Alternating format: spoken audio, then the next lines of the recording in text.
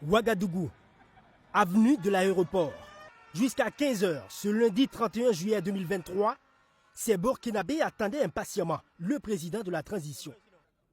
Plus d'une demi-heure et demie plus tard, l'avion du président fait un détour dans le ciel ouagalais pour perdre en altitude avant d'atterrir. Le capitaine Traoré est là.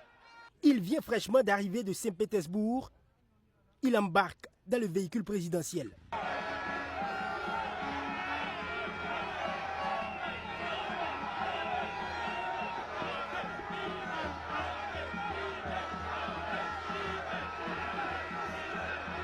Puis direction l'avenue Kwame Nkrumah.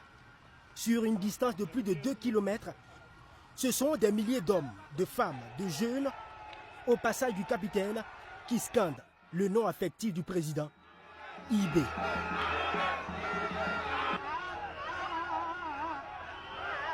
Dans un mouvement collectif, comme dans une armée rangée en bataille, ces hommes armés jusqu'aux dents font le guet, qui en courant auprès de lui, qui en sécurisant l'itinéraire.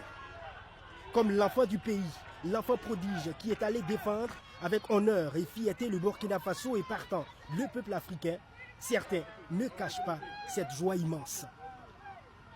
Nous sommes tellement déterminés parce qu'ici aujourd'hui à Ouagadougou, nous sommes très fiers de notre président Ibrahim Traoré. De Kwame Nkrumah jusqu'à la place de la Nation, c'était une foule en liesse. Ils accompagnent le président de la transition.